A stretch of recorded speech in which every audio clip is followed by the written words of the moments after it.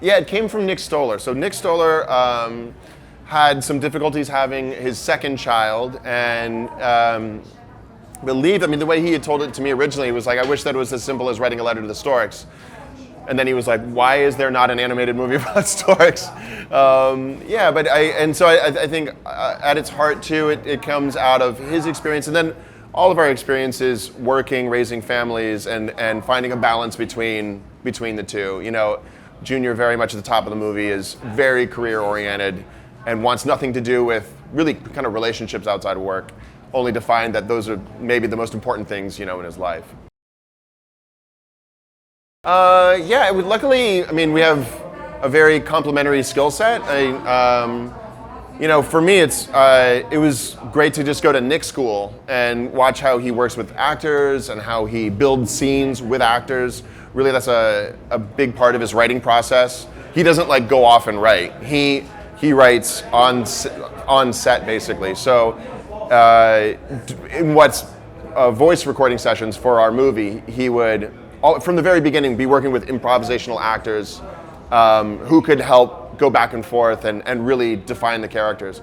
I'd never seen anything like that in my experience, and it was a privilege to see how he worked like that. And then really, I mean, when it came to directing the animation, Nick was, I had spent 2 years or more with Nick, so I understood his sensibility, and he gave me a ton of room basically to work with the animators up at Sony Imageworks who produced the movie.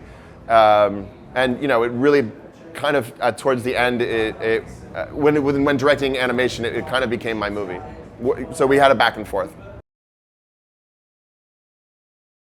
I don't know.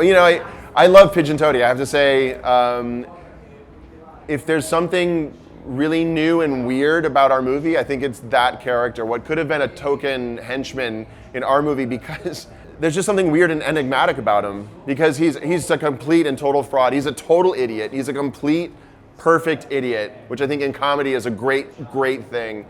Constantly in these scenes, I'm left wondering, what is he really thinking in there?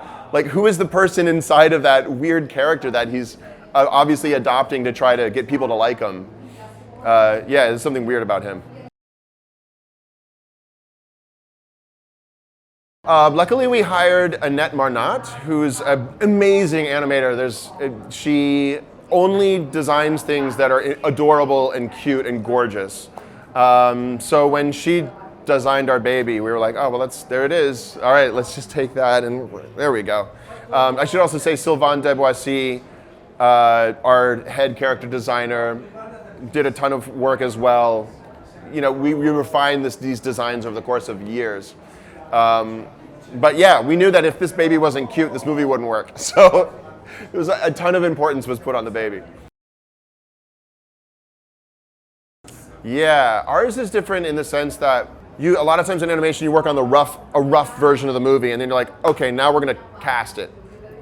Nick uses improvisation so much, and the actors are so much a part of that process in the rough version of the movie, that a number of characters just became that. It's a number of actors, became that character so much that we just kept them to the end. So Katie Crown as Tulip.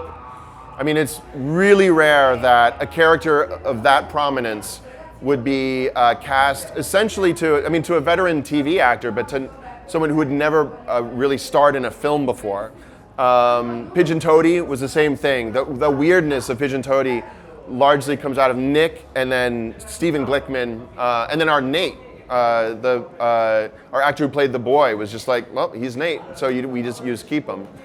So our casting happened a lot sooner actually than in a lot of animated movies.